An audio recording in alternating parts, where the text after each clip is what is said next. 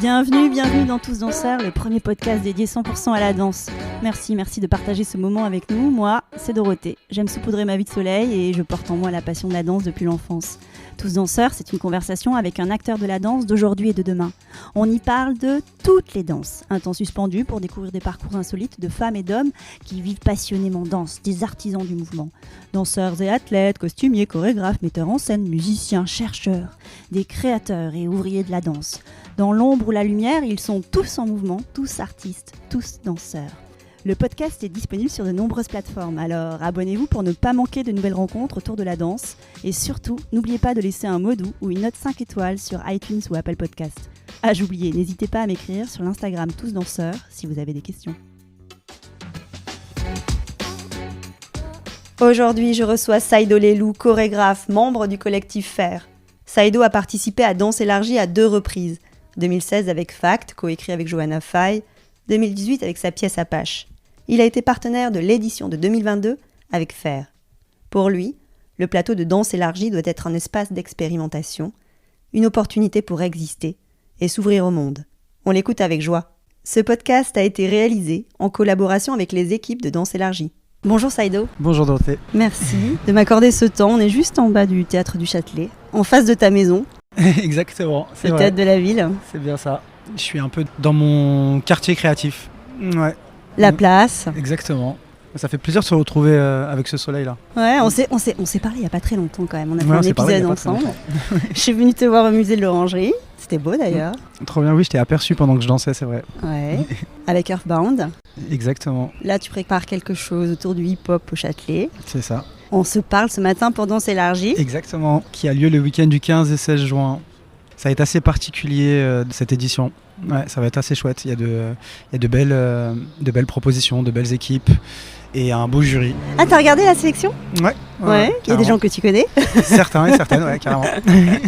Et donc toi, Danse élargie, tu l'as connu à plusieurs reprises. D'abord, tu l'as traversé dans ton corps, parce que tu as été candidat à Danse élargie en 2018 avec Apache. Ouais, je crois que c'était en 2018. Oui, c'est ça. Ah non, mais d'abord en 2016 avec Fact. Avec Fact, ouais. À plusieurs reprises alors, ouais, d'accord. 2016 avec Fact, une pièce qu'on a coécrite avec Johanna Faye, une pièce qui était pour 7 interprètes et qui était sur l'impact du rythme de la ville dans les corps et comment ce rythme-là transformait le geste, comment l'architecture transformait le geste. Et puis en 2018, j'ai proposé Apache, ouais, exactement. Mais là où je dansais pas, je chorégraphiais. Oui, mais t'es pas forcément au plateau, mais quand je te dis tu l'exportes exactement dans ta chair, ouais. Tu y étais. Et c'était une belle opportunité parce que entre le samedi et le dimanche, j'ai pris le risque de inverser la proposition. Donc de changer complètement la trame de la proposition et c'était challengeant. T'as convoqué le fragile. Exactement. Tu t'es dit non, c'est trop facile, oui, je vais tout changer.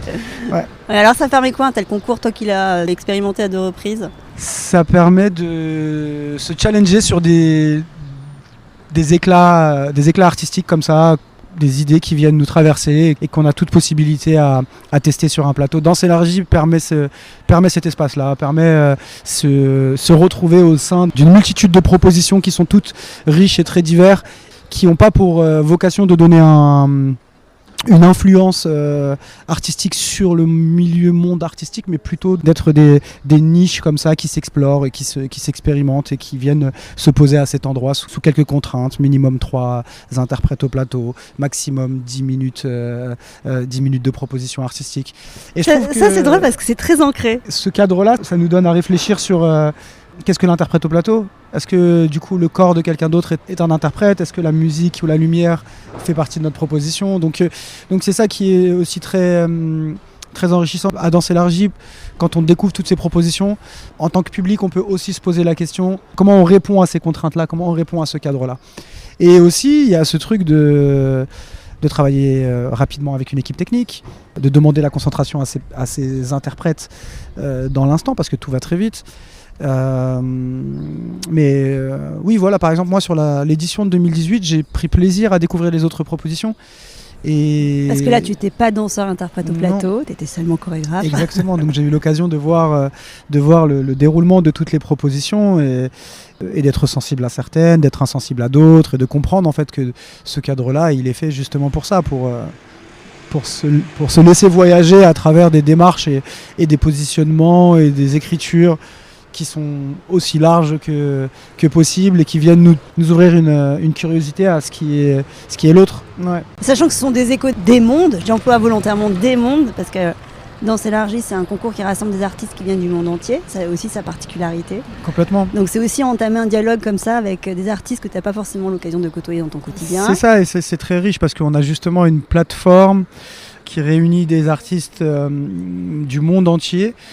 Et souvent, on n'a pas l'occasion en France, dans le réseau de diffusion, de découvrir des démarches artistiques qui viennent du Népal, qui viennent de Malaisie, qui viennent de Bolivie. Et ça, c'est assez enrichissant. Là, j'ai l'occasion d'aller découvrir des artistes en Asie du Sud-Est ou en Amérique du Sud. Et il y a tout un écosystème qui ont certaines démarches artistiques, certaines écritures dont on n'a même pas conscience ici. Et ça, Danse élargie le permet. C'est de prendre le pouls carrément d'autres cultures, en fait. Complètement. Et leur façon dont ils écrivent aujourd'hui, avec le monde dans lequel on vit, leur contexte social et politique, lié à leur évolution technologique ou même à leur absence. Exactement, ou même à leur absence technologique, en lien avec les traditions, ce qu'ils font. Enfin, c'est très enrichissant tout ça. Ouais. Et Danse élargie parce que aussi on n'est pas forcément un chorégraphe venant de la danse. Complètement. On peut être un chorégraphe venant du cirque ou d'autres bien sûr, planètes artistiques. Exactement, c'est ouvert c'est une plateforme qui ouvre la possibilité de proposer. Et toute personne a l'opportunité de proposer. Et ça, c'est rare, ces espaces-là où on peut être qui l'on veut, qui l'on souhaite, et qu'on vienne travailler sur une proposition qui va être lue, vue, reçue. Et après, déjà, c'est déjà grand tout ça.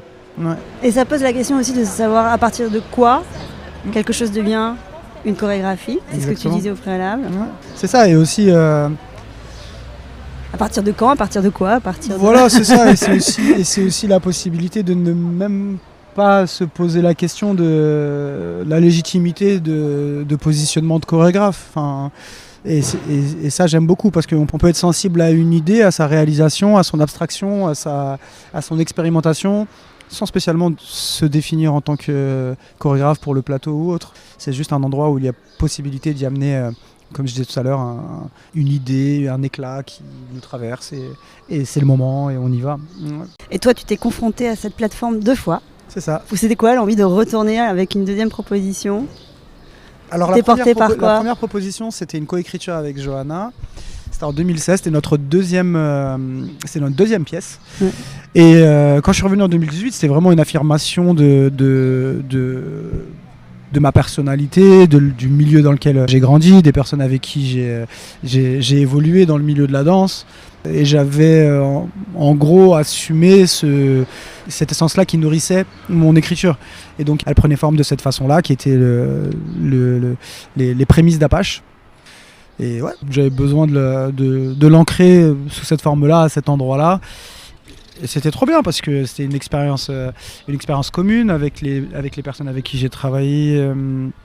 D'ailleurs, 3 semaines avant, à la Courneuve, devant Oudremont, à l'époque qui était dirigé par Armel Vernier, et donc qui a donné naissance à cette forme d'Apache en lieu public, avec une soixantaine d'interprètes venus de partout. Donc il y avait Mélina, il y avait Léo Walk, il y avait Chris Fargeau, il y avait Kae Carvalho, il y avait ouais, j'essaie de me souvenir des noms comme ça, mais des familles de danseurs. Exactement, et des gens aujourd'hui qui ont évolué dans leur démarche en tant que chorégraphe, et qui sont dans la création, et qui développent leurs propres projets. Et ça fait écho à ce que je disais la dernière fois, c'est que on a une essence commune, malgré ou tant mieux d'un côté qu'on part dans différents modes de création, différents milieux de création.